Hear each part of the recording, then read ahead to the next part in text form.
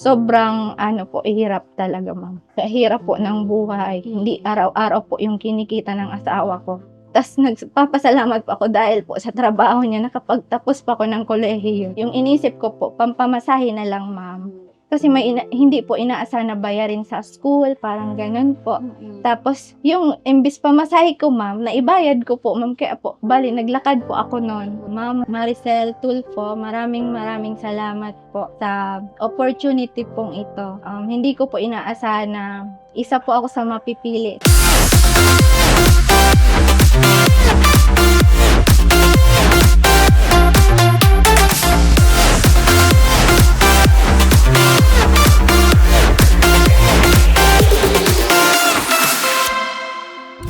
So, syempre, tungong Bicol naman tayo. Pumunta ang aking team sa Malinaw, Albay para makuha ang kwento ni Madam Janeline. So, panoorin po natin to.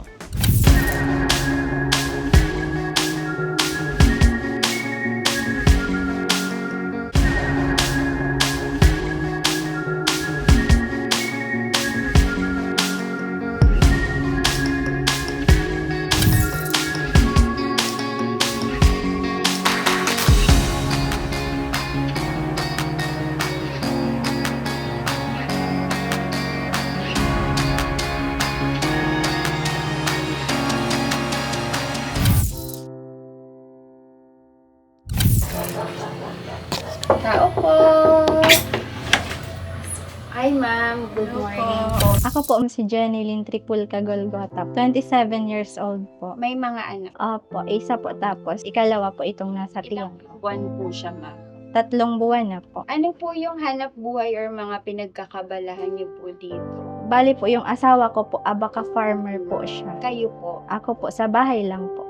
bali nag-aalaga lang po ng Opo. anak. Kamusta yung buhay niyo dito? Ano yung mga challenges na kinaharap niyo ngayon? Bali, mahirap po ma'am kasi ang magsasaka po, bali abaka farmer, kapag maulan po ma'am, hindi po napapakinabangan yung abaka. Bago po magkaroon ng abaka, kailangan po 1 week po bago magkaroon ng kita. Kasi marami pong proseso. Tapos malayo din po dito ma'am sa sentro. Mahirap din po ma'am sa pamasahe, sa araw-araw po. Hindi naman po siya ma'am araw-araw ma'am. Bali, 1 week po siya bago magkaroon. Depende din po ma'am sa trabaho ma'am. Kakagraduate ko lang po ma'am ng college. Ngayon lang po, bali nag-aaral. Pinagsasabay ko po ma'am yung pag-aaral ko, tapos yung pag-aalaga po ng bata. Minsan po ma'am, nagtitinda po ako ma'am sa school. Ano yung tinitinda? Yung mga kakanin po. Bakit ka ma'am sumali sa Sari-Sari Store giveaway? Para magkaroon po kami ng mas maayos na pamumuhay po. Tapos matulungan ko po yung asawa ko. Kasi ang hirap po maging isang abaka farmer. Yung hinihila mo po yung parang sobrang hirap po. Kasi hindi po siya magaan na trabaho. Para po siya ma'am saging po.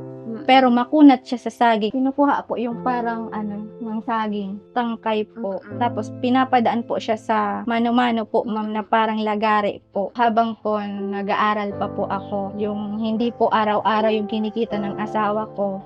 Minsan po may times po na naglakad na po ako simula doon sa baba hanggang po dito.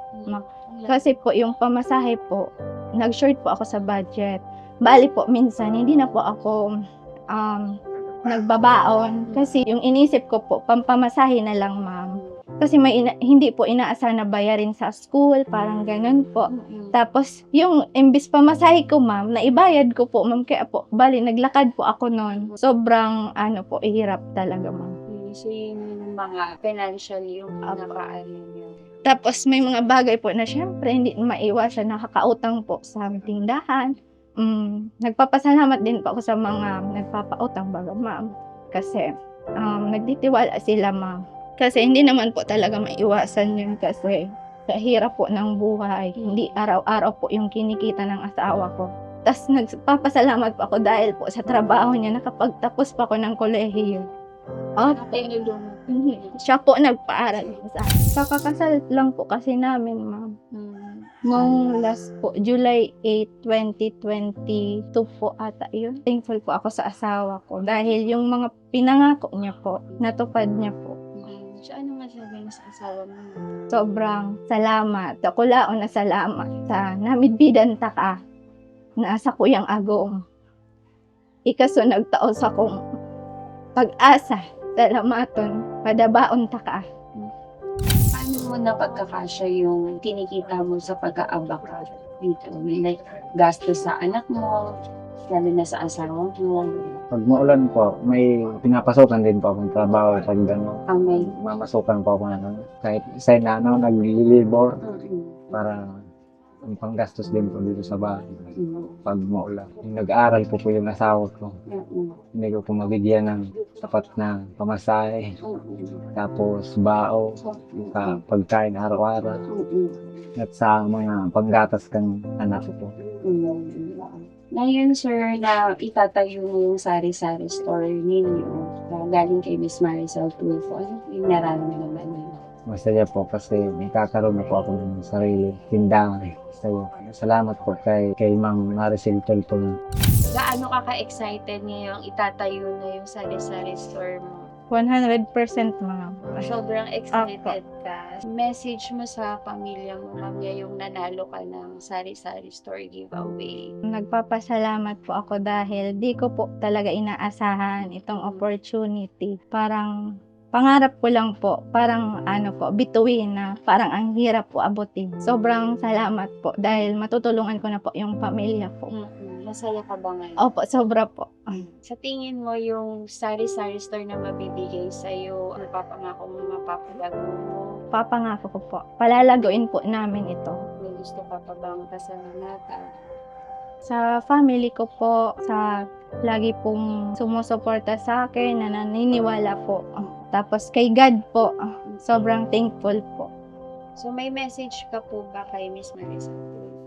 Ma'am Maricel Tulfo, maraming salamat po sa opportunity pong ito. Hindi ko po inaasahan na isa po ako sa mapipili. Sa karamihan pong naghahangad po na manalo, sa karamihan pong nag-send po ng video po. Isa po ako doon. Kaya sobrang salamat po. Malaking tulong po ito. Sana po marami pa po ang matulungan ninyo.